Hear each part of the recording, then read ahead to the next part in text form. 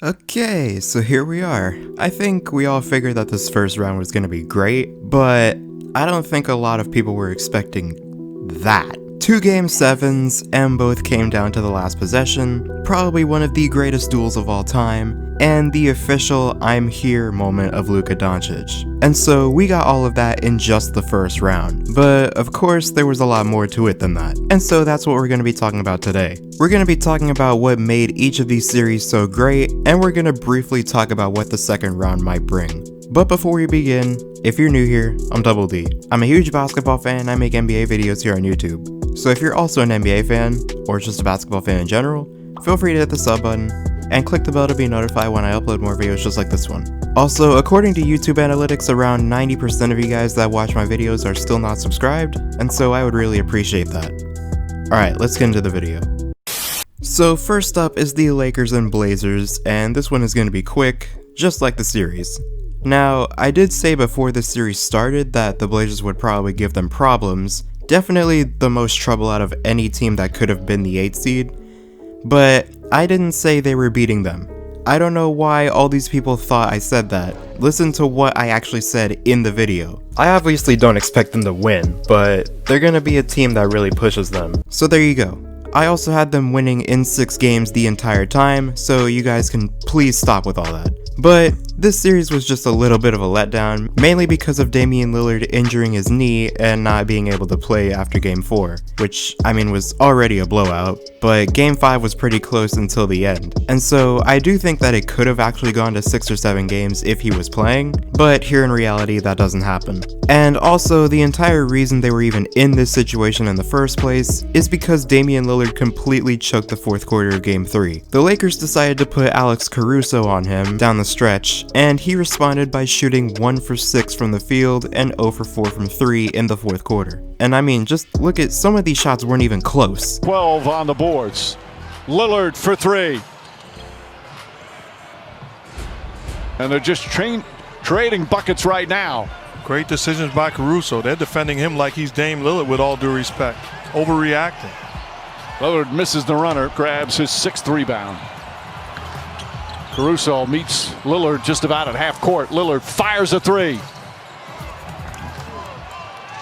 He hit 3 minutes remaining. Lillard trying to find the mark here in the 4th. That one way off. And James with Portland needing to find a hot hand right now. Lillard drives inside to Nurkic and couldn't handle the pass. Damian Lillard kicks it out. Trent, shot blocked by Danny Green. Trent gets it back, gets in the paint, blocked by Davis. Trent back out. Lillard blocked again by Green. Knocked out of bounds. And so yeah, I kind of figured that the series was pretty much over after that, because they would have needed to win Game 3 if they wanted to even have a chance in the series, or even simply take it to 6 or 7 games, just given the team that the Lakers are. And so that was pretty much it. Dame goes down, the Lakers take care of the Blazers.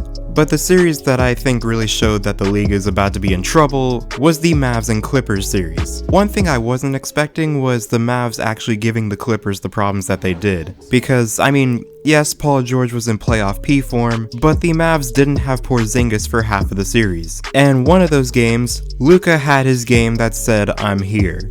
43 points, 17 rebounds, 13 assists, hits the game winner, and gets the extremely rare double bang from Mike Breen. Finney Smith to inbound. Back to Doncic.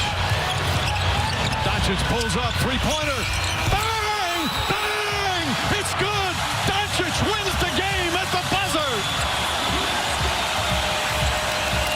So even though the Mavs lost this series, they showed that they're not going anywhere anytime soon. And given that they took the best defensive team in the league to 6 games without their second best player for half of them, yeah, that's not gonna be good for the league. But the Clippers still took care of them, and they are still my pick to win the ring. Now, let's get to Nuggets and Jazz. Oh my goodness. This series can literally be in contention for being one of the greatest playoff series of all time. There are some people saying that it could be the greatest, but in my opinion, it just doesn't come close to the Bulls and Celtics series in 2009. Because in that series, literally every game except Game 3 was close, and they had 4 out of these 7 games go into overtime. They had 2 single overtime games, a game with 2 overtimes, and a game with 3 overtimes. I mean, how can you even come close to that? But the one we just saw is still up there with the best. For one, we opened the 2020 playoffs with Donovan Mitchell dropping 57 points. That was the first game of the entire postseason. But that wasn't all, because we also saw possibly the greatest duel of all time between Donovan Mitchell and Jamal Murray. And what made it better was that after a few of the games, Jamal Murray would post on his Instagram story of them sitting next to each other like right after the games. This crazy thing out here being in the bubble. I gotta see this dude right after the game. He just dropped 57! Hey man, get out of here. Get out of here. But I mean, I don't think I've seen anything like this for a whole 7-game series. Jamal Murray averaged 31.6 points, 5.6 rebounds, and 6.3 assists, while shooting 55% from the field, 53.3% on threes, and 92% on free throws. Donovan Mitchell averaged 36.3 points, 5 rebounds, and 4.9 assists, and he shot 53% from the field, 51.6% from 3, and 95% on free throws. These two combined for 4 50-point games, with them actually scoring 50 points in the same game in Game 4. Mitchell with 51, Murray with 50. Jamal Murray goes on to have a 42-point game in Game 5, and another 50-point game in Game 6 to force a Game 7. And I mean, this felt like I was back in 2009. The final score was 80-78. But if you're a Nugget or a Jazz fan, I'm sure you probably had the biggest emotional roller coaster throughout the last 15 seconds of this game. And we see probably one of the coolest shots that we will ever see as basketball fans, because I mean, these guys really gave us one of the best shows that we'll ever see. But I wish that we could say the same thing about the Rockets and the Thunder, because oh my goodness, is there a lot to talk about here. Now, I was very much on the verge of calling this a sweep, because I mean, Houston convincingly beat OKC in games 1 and 2, and that was without Russell Westbrook, and so I pretty much called the series right there. But then OKC just decided, nah, we're not doing this, and then came back to tie the series at 2 apiece, and a big part of that was Lu Dort, because even though Harden fans are probably not gonna like me saying that Harden in this series shot 17 for 54 overall, and 10 for 38 from 3 when guarded by Lu Dort, I mean, I can literally say that and show it to you, and Harden fans will still be in my comments talking about, oh, but Harden in the series averaged blah blah blah points, so what did he even do? You're a hater, delete your channel. Which, I actually got comments like that on the Lu Dort video, by the way. Okay, that's enough of that. And so, let's talk about Game 7, because I'm recording this the day after it happened. And there have only been 3 games in my entire life where I actually had a physical headache after the game, and I struggled to sleep that night. Those 3 games are Game 6 of the 2016 Finals, Game 7 of the 2016 Finals, and last night. Because, let's talk about this.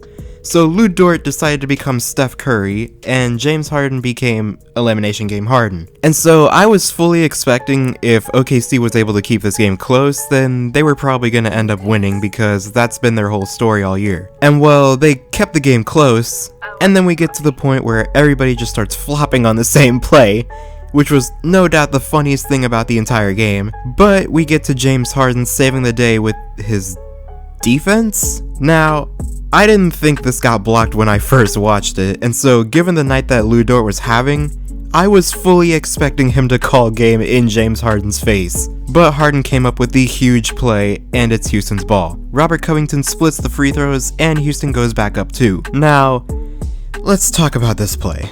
To me, Shai Gilgeous-Alexander is not a playmaker, and he proved that here. I believe Chris Paul should have been the one to inbound the ball. I mean, OKC has a ton of other scorers on the floor besides him, and plus he has better court vision. I mean, he's one of the best pure point guards that we've ever had in the NBA, and so CP3 should be inbounding this. But let's look here. OKC had 2 chances at this. Now, I cannot for the life of me find the play they called before their last timeout, but Steven Adams is here guarded by PJ Tucker, or not guarded by PJ Tucker, depending on how you want to look at it. I mean, that's a lob.